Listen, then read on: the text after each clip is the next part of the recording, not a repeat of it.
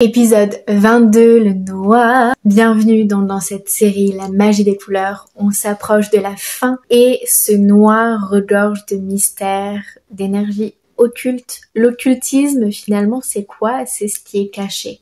C'est ce qui est secret. C'est ce que l'on ne dit pas. Et ça peut faire peur, mais au final, c'est sûr que ce que l'on ne sait pas, ce que l'on ne dit pas, est effrayant. Mais une fois que l'on découvre ce qui est caché, eh bien cela devient presque exaltant.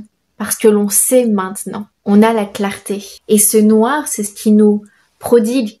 C'est presque la virtuosité, j'entends le mot virtuose, de la vie et de la mort. Parce que oui, nous sommes vivants, mais oui, nous sommes aussi mortelle. La mort s'invite différemment à l'intérieur de nous.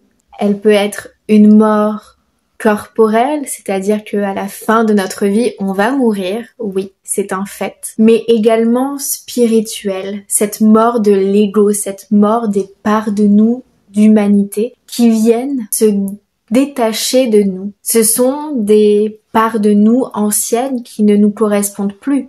Et c'est comme cela que l'on voit que l'on a changé, que l'on a évolué. Pourquoi est-ce que l'on a évolué? Parce qu'on a lâché des parts de nous qui ne nous correspondaient plus. Et ce noir, donc, nous invite à faire le point. Et personnellement, je le trouve presque apaisant. C'est ce silence, c'est ce vide qui est à la fois effrayant et apaisant. Apaisant quand on l'accepte, effrayant quand on résiste à ce vide. Parce que ce noir nous invite aussi à voir tout ce que l'on a perdu.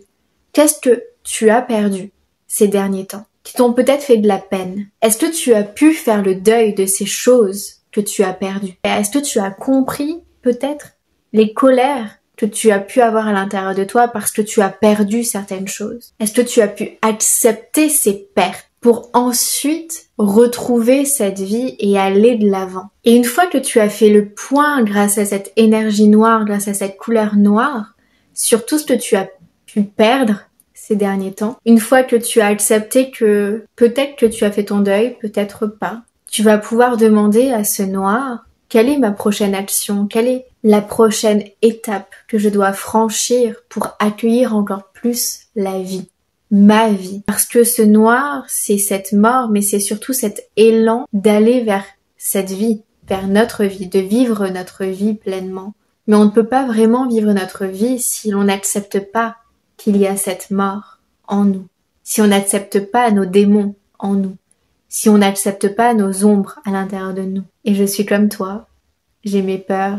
Et c'est comme ça que je sais que le noir, cette couleur noire, est une couleur guérisseuse, tellement précieuse dans notre quotidien, parce qu'elle nous aide à faire le deuil, elle nous aide à aller à l'intérieur de nous, elle nous aide à entrer en silence en nous, à introspecter. Elle nous aide à aller de l'avant pour mieux nous comprendre et comprendre le monde.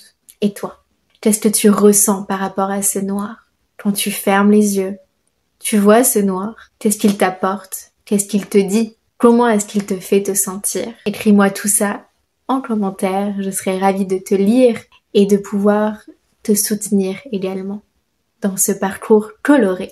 Je te fais des gros bisous et à très vite.